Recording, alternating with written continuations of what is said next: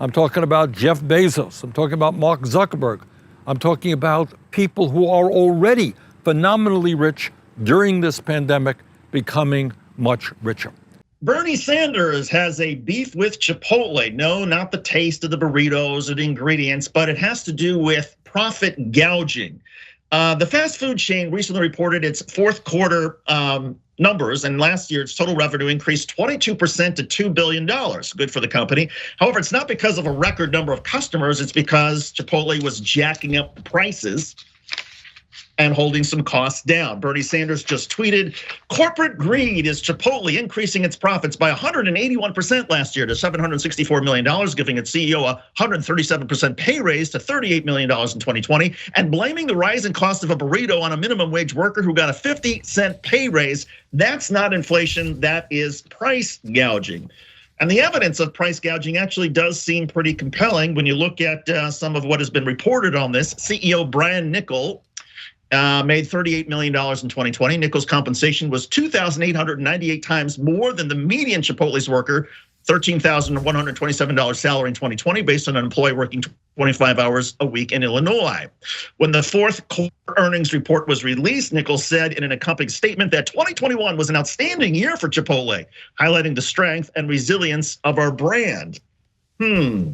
Niccol, though, was not commenting or responding to Bernie Sanders' criticism or the main allegation that Chipotle took advantage of inflation, took advantage of the pandemic to make prices rise a lot faster than inflation was rising. Cenk, your thoughts?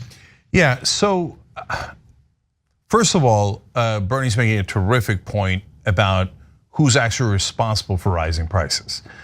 Second of all, I want to make clear, as I always do, look, there's nothing wrong with a company getting bigger. There's nothing wrong with a company making a lot of profits. The CEO to wager, median wage is an issue. But overall, if your company's doing great and you want to pay your CEO a lot of money, no problem. Okay, so where do we draw the line? We draw the line when you say, "Oh, we had to raise the price of the burrito," and it's the workers' fault. They're making too much when their median wages, as we just showed you, is a little over $13,000 a year. Okay, but the guy making $38 million a year is not making too much. And he's not contributing to inflation, and golly gee, there was nothing they could do. Now, wait a minute. Okay, you got $2 billion in revenue, but you could have $2 billion in revenue and lose money. And then I say, okay, well, they're struggling and they don't have the margins. I understand it, I'm a business person, right? But wait a minute, you made $764 million in profits last year, and then you bragged about it.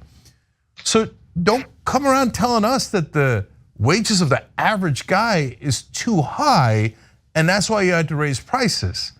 No, that's deeply insulting. It's deeply wrong, like factually incorrect.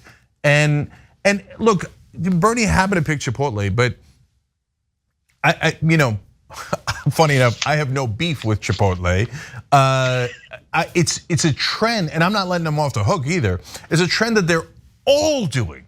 And when we showed this to you weeks and months ago, all the news anchors, or as I call them, the news actors on cable came out, inflation, the prices are too high. We showed you a number of clips, including from MSNBC, where anchors would tell you wages are too high. That's why inflation is going up, and it's this endangers their beloved stock market, et cetera. So let me give you more examples. McDonald's last year they had $23 billion in revenue, but again, revenue means you're a giant company. But did you actually make a profit?